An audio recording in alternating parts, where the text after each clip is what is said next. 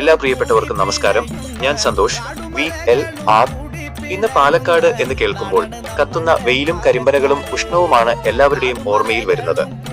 40 ഡിഗ്രിക്ക് മുകളിൽ ചൂടുയരുമ്പോൾ നമ്മൾ AC-യിലേക്കും കൂളറുകളിലേക്കും ഓടുകയാണ്. എന്നാൽ സുഹൃത്തുക്കളെ, പണ്ടിങ്ങനെയായിരുന്നോ? പാലക്കാടിന് സ്വന്തമായി ഒരു തണുപ്പും കുളിർമയും ഉണ്ടായിരുന്നു. അന്ന് നമ്മുടെ കാരണവന്മാർ എങ്ങനെയാണ് ഈ ചൂടിനെ പുഞ്ചിരിയോടെ നേരിട്ടിരുന്നത്? നമ്മൾ മറന്നുപോയ ആ നാടൻ കുളിർമകളിലേക്കും ആരോഗ്യ രഹസ്യങ്ങളിലേക്കും നമുക്കൊന്ന് തിരിഞ്ഞു നോക്കാം.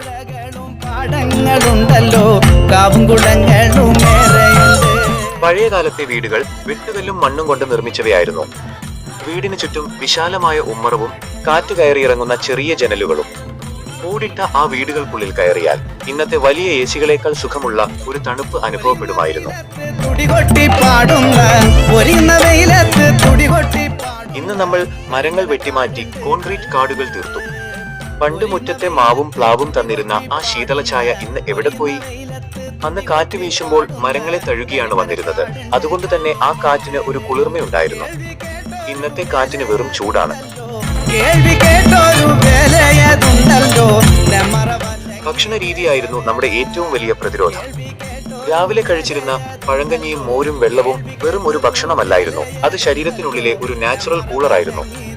വയറിന് തണുപ്പും ശരീരത്തിന് ഉന്മേഷവും നൽകാൻ അതിലും മികച്ച ഒന്നില്ല.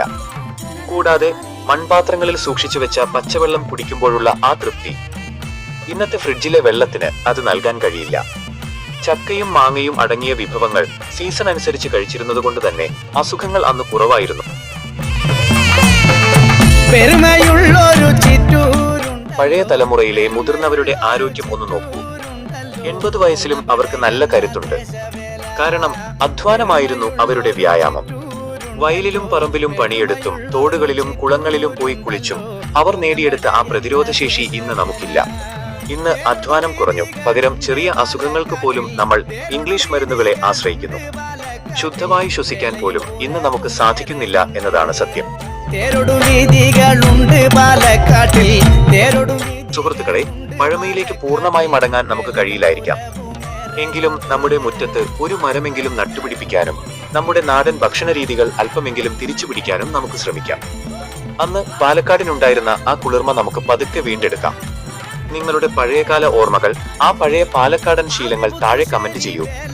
വീഡിയോ ഇഷ്ടപ്പെട്ടാൽ ഷെയർ ചെയ്യാൻ മറക്കരുത്. മറ്റൊരു നല്ല വീഡിയോയുമായി വീണ്ടും കാണാം. ഞാൻ സന്തോഷ്, VLR. നന്ദി, നമസ്കാരം.